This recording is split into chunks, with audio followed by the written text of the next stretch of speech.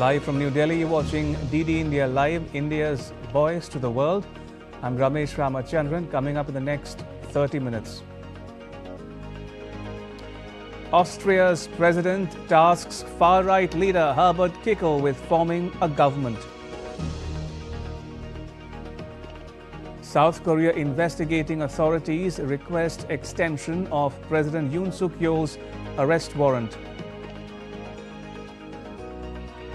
Left-wing extremists blow up vehicle, kill 8 security personnel in the Indian state of Chhattisgarh. And US National Security Advisor Jake Sullivan holds talks with Indian leaders in New Delhi.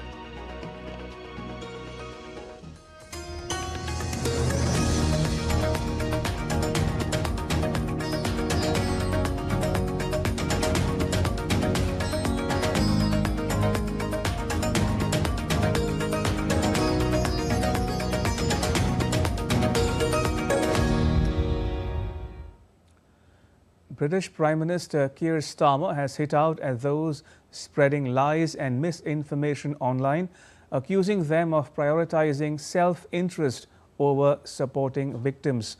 While he stopped short of naming Elon Musk, his comments came in response to questions about Musk's recent criticism of Starmer's handling of child rape cases during his time leading the Crown Prosecution Service. Musk recently supported calls for a national inquiry into cases involving men of Pakistani heritage and underage girls. Those that are spreading lies and misinformation as far and as wide as possible, they're not interested in victims. They're interested in themselves. Those who are cheerleading Tommy Robinson, not interested in justice. They're supporting a man who went to prison for nearly collapsing a grooming case, a gang grooming case. These are people who are trying to get some kind of vicarious thrill from street violence that people like Tommy Robinson promote. US National Security Advisor Jake Sullivan on Monday said the US was the first foreign country to collaborate with India on technology. Speaking at an event at IIT Delhi, he highlighted the historical and ongoing significance of India-US collaboration in technology.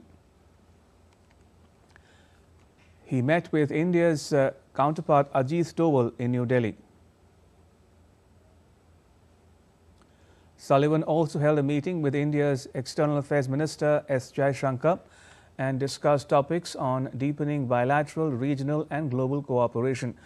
Minister Jaishankar said he valued the openness of the conversations in the last 4 years and appreciated Sullivan's personal contribution to forging a closer and stronger India-US partnership. Over the last 4 years, we've joined hands to help halt a pandemic, to bring vaccines to the world. We've launched initiatives on jet engines, semiconductors, and clean energy. And in a few months' time, we'll come together to put an Indian astronaut in space. These are remarkable achievements, and we made them by harnessing the remarkable innovation of the American and Indian people. DD India's Jessica Taneja joins us for more. Jessica, who all has Sullivan met so far in New Delhi, and how did those talks go? National Security Advisor of the United States, Jake Sullivan, is here on a 2-day visit, Ramesh, and as you pointed out, he did meet with his counterpart, India's National Security Advisor, Ajit Doval, along with India's External Affairs Minister, Dr. S. Jaishankar, earlier in the day. And those conversations, of course, were around how to take various initiatives, especially with his counterpart, NSA Doval, on the IST, which is the Initiative for Critical and Emerging Technologies, and a crucial component, of course, of the outgoing Biden administration's Indo-Pacific strategy.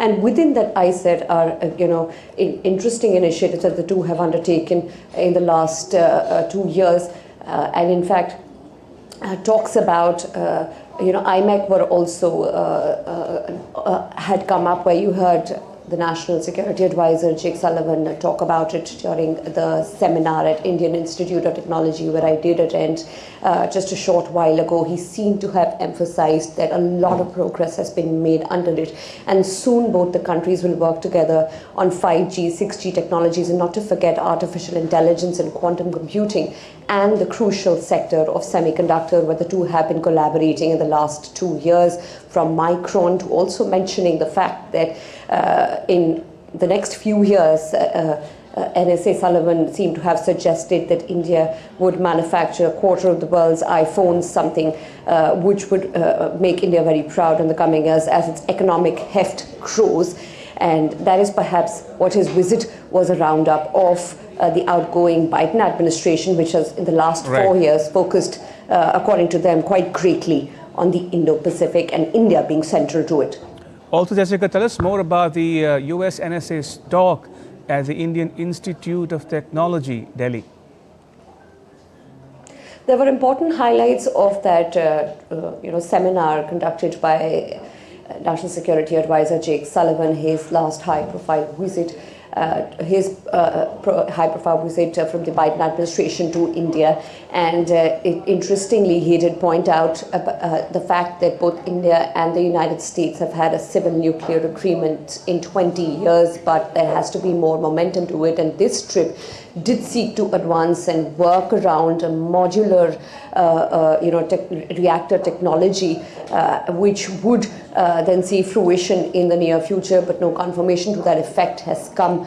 But what we can expect is that this will certainly gain momentum, this part of the relationship, along with the commercial space collaboration that is, of course, ongoing, including the mission of Gaganyaan, where we're going to send an Indian to the space station, along with, of course, working on various other space collaborations when it comes to India, and that will be out of the NASA Space Center in Houston, Texas. So, of course, a lot of initiatives between the two that the NSA wanted to point out, and the relationship that has further progressed in the last 4 years, where India is not just seen as a bulwark against China, but also as an economic heft emerging in a multipolar world.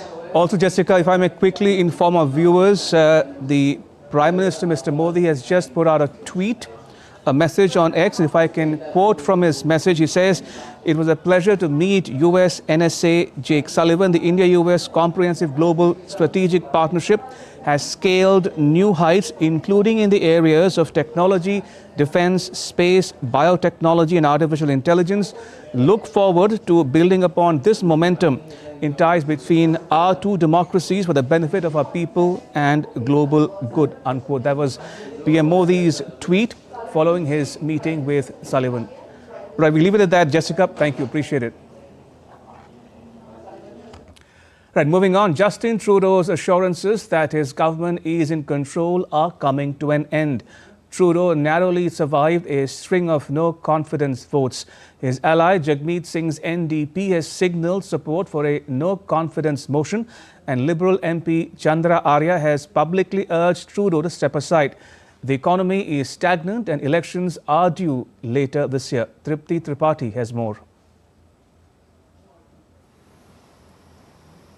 For weeks, Justin Trudeau has been assuring Canadians that his government is in control. But the tide has turned. Reports of Trudeau's expected resignation have sparked chaos within the Liberal Party. Facing a caucus revolt and dismal public opinion polls, Trudeau's leadership appears on the brink as Pierre Poilievre's Conservatives surge in popularity. Political tensions are nothing new for Canada. In December, the country faced a dramatic cabinet reshuffle following the abrupt departure of the finance minister. Trudeau has been under mounting pressure ever since, with critics questioning his ability to lead during the turbulent period.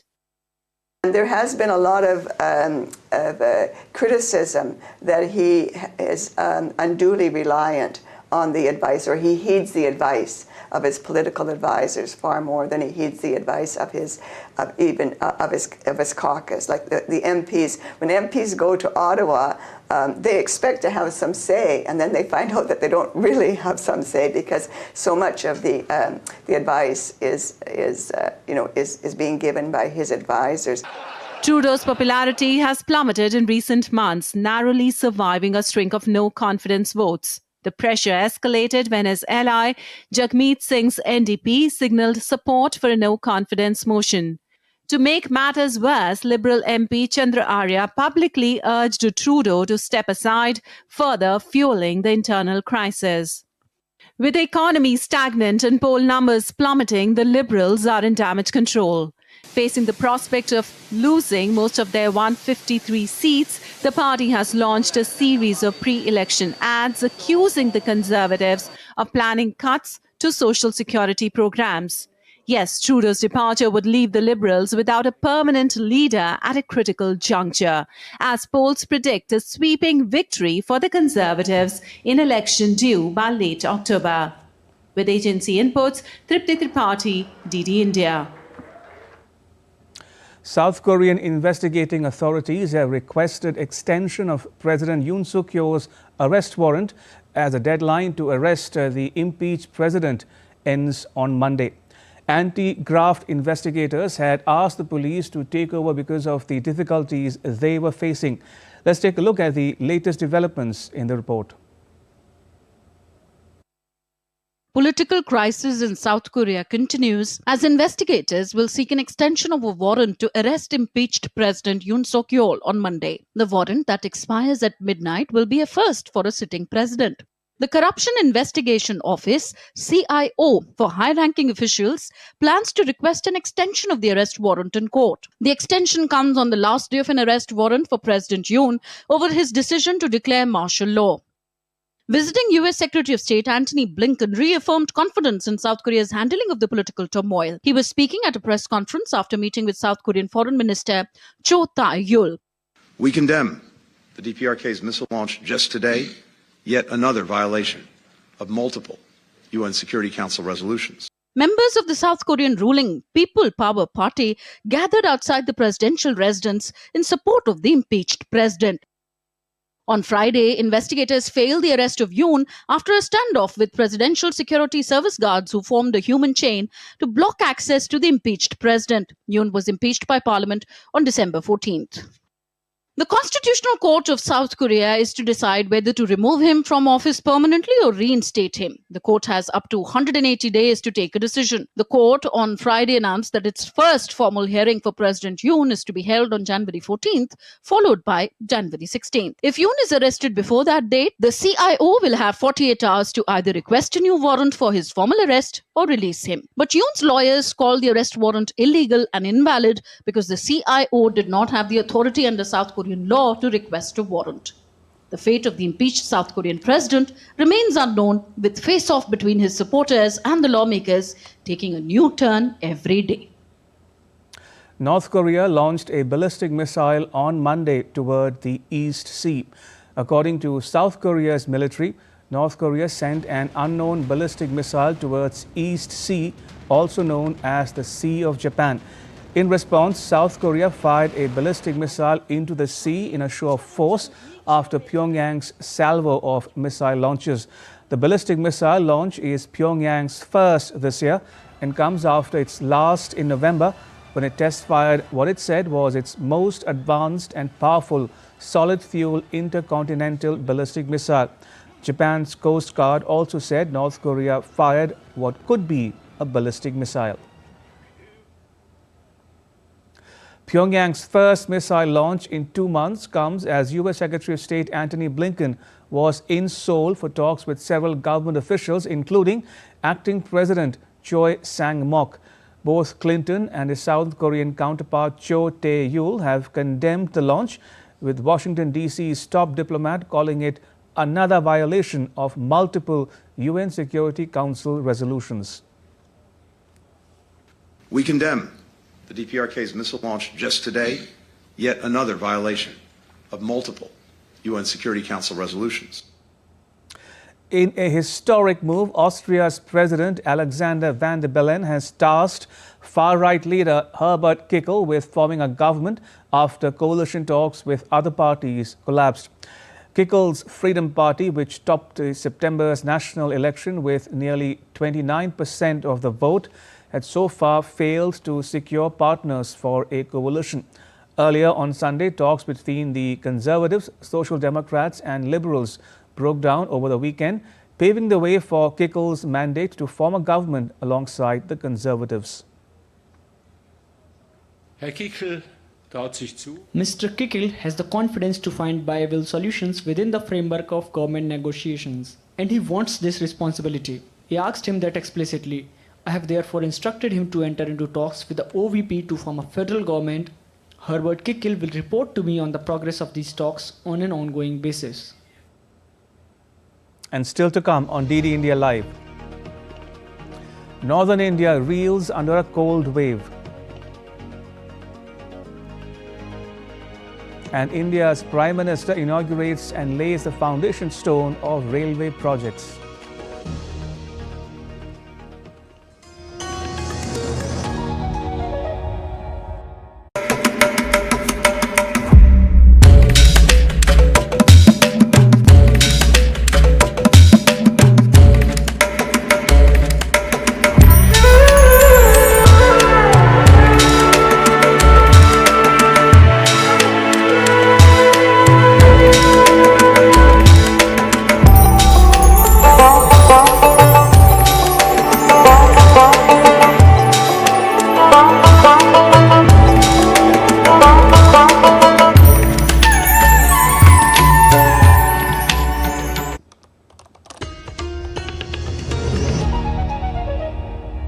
You're watching DD India Live. I'm Ramesh Ramachandran. India's Prime Minister Narendra Modi inaugurated and laid the foundation stone of various railway projects via video conferencing on Monday. In a significant move to boost connectivity in Jammu and Kashmir, the Prime Minister inaugurated the new Jammu Railway Division. The Prime Minister also inaugurated the Charlapalli new terminal station in Telangana. In addition, the Prime Minister laid the foundation stone of Rayagada Railway Division building of East Coast Railway to improve connectivity in Odisha, Andhra Pradesh and nearby areas, adding to socio-economic development in these regions. In his address, the Prime Minister highlighted the progress of Indian Railways, emphasizing the nearing completion of the mission to fully electrify the railway network. हमारा लक्ष्य है कि first station से लेकर destination तक भारतीय rail से यात्रा एक यादगार अनुभव बने। इसके लिए देश में 1300 से ज्यादा अमृत स्टेशनों का कायाकल्प भी हो रहा है। पिछले 10 वर्षों में रेल कनेक्टिविटी का भी अद्भुत विस्तार हुआ है। 2014 तक देश में सिर्फ 35% रेल लाइनों का इलेक्ट्रिफिकेशन हुआ था। आज भारत रेल लाइनों के 100% इलेक्ट्रिफिकेशन के करीब है। At least 8 security personnel and a driver were killed after a police vehicle came under attack by Naxals in Kutchu region of Chhattisgarh's Bijapur. The Naxals carried out an IED blast, blowing up the vehicle carrying the soldiers. The security personnel were returning from an operation when the incident took place. 2-3 दिनों से जिला बीजापुर, नारायणपुर, दंतेवाड़ा के सीमावर्ती इलाके में सुरक्षा बल द्वारा अभियान संचालित की जा रही थी। इस अभियान में टोटल अब तक 5 माओवादी की डेड बॉडी रिकवर की गई थी। हमारे एक जवान मुठभेड़ में उनका शहादत भी हुआ। तत्पश्चात अभियान के बाद सर्चिंग को पूर्ण करके सुरक्षा बल द्वारा वापस बेस कैंप आ रहे थे। इस दौरान जिला बीजापुर की बेदरे एवं कुट्टू के बीच में अम्बेली के पास माओवादी द्वारा लाए गए एक आईडी ब्लास्ट की चपेट में आने से हमारा एक वाहन आईडी के चपेट में आ गई थी। उसमें सवार हमारा 8 डीआरजी दंतेवाड़ा के जवान का शहादत हो गई, तो उसके एक ड्राइवर का भी शहादत हो गई। कुल 9 का शहादत का भी जानकारी प्राप्त हो रहे थे। उस स्पॉट में अभी रीइंफोर्समेंट टीम और अन्य जितना भी जो इवैक्यूएशन टीम पहुंच गए थे। And now take a look at what else is making news around the world. Campaigning has begun in Ecuador for the upcoming general election scheduled in February this year. Luisa Gonzalez, the protege of former President Rafael Correa and presidential candidate for Ecuador's Revolution Ciudadana party, also began a campaign accompanied by supporters. The Appeals Court of Malaysia granted a bid by jailed former Prime Minister Najib Razak on Monday to see a document he said should allow him to serve his sentence at home. In a 2-1 decision, the Court of Appeal granted Najib's appeal to overturn the lower court's dismissal of his previous request. More than 260 Rohingya refugees arrived in Indonesia's Aceh province over the weekend. Thousands of the Rohingya population risk their lives each year on long and dangerous sea journeys to reach the Southeast Asian country. Algerian volunteers rescued injured goldfinches from a market near the capital and later released them in the wild. Widely revered in Algeria, goldfinches are famous for their colorful plumage and beautiful voice. The same reason has prompted illegal hunting amid growing calls for protecting the species. 2 women and an off-duty cop were killed and at least 8 others were injured when terrorists opened fire on vehicles in northern West Bank on Monday. The attack, targeting a bus and 2 cars, took place in the Palestinian village of Al Funduq, a key route for both Israelis and Palestinians. The Israeli army has launched a manhunt for the gunman and said to have imposed a cordon around all villages in the area to search for the suspects, who it believes have fled to a nearby Palestinian village. U.S. Secretary of State Antony Blinken said on Monday that his nation aims to finalize a ceasefire in Gaza and secure the release of hostages within the next 2 weeks. Blinken emphasized the importance of achieving this before U.S. President-elect Donald Trump takes office on 20th of January. We very much want to bring this over the finish line in the next 2 weeks, the time that we have remaining. And we will work every minute of every day of those 2 weeks to try to get that to happen.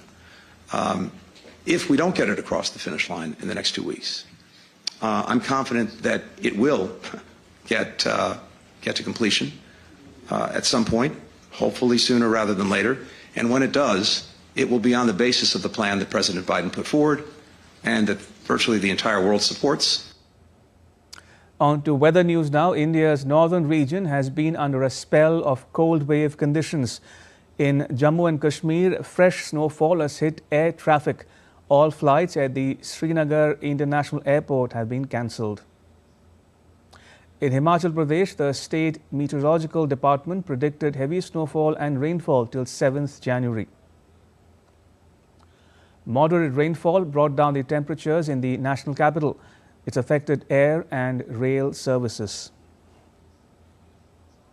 Western disturbance has already given a lot of thunderstorm activity over Jammu and Kashmir, Himachal Pradesh, Punjab, Haryana, and even hailstorms over Delhi. We are expecting hailstorm and thunderstorm activity to start today over Uttarakhand and northwest Uttar Pradesh.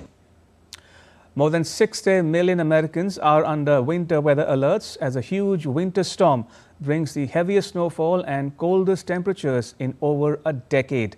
DD India's Kajal has more. A winter storm swept across a dozen states in the US on Sunday, blanketing vast regions with snow, coating roads in ice and plunging temperatures to freezing levels. The storm caused travel and work disruptions from Kansas City to Washington as it advanced eastward. The US National Weather Service issued winter storm warnings for around a dozen states. It has predicted 4 to 8 inches of snowfall in the Kansas City, with limited visibility and winds of up to 40 mph. More than 60 million people faced weather alerts leading to nearly 2,200 flight cancellations and over 25,000 delays. A state of emergency has been declared in Kentucky, Virginia, Kansas, Arkansas, and Missouri. The storm will move offshore by Monday night with bone-chilling Arctic air behind it. The daytime temperatures on Monday and Tuesday are predicted to be 10 to 20 degrees Fahrenheit below average from the Great Plains to the East Coast. Meanwhile, heavy snowfall caused an avalanche in Utah. The dramatic visuals captured the cascading avalanche down the snow-covered mountain. The scene was viewed from inside a car parked on a remote icy mountain road. Snow and ice forced the grounding of dozens of flights in Europe on Sunday, disrupting the end of the busy New Year holiday travel season. Kajal's report for DD India. And that's all for this edition of DD India Live. Do send us your feedback on the news of the day. For those of you on the go, the DD India mobile app has the latest news and updates from around the world. It's available on both Android and iOS platforms. Scan the QR code on the screen to download it now. We'll be back with more news as it breaks here on DD India. I'm Ramesh Ramachandran from all of us here in New Delhi. Thanks for watching DD India Live.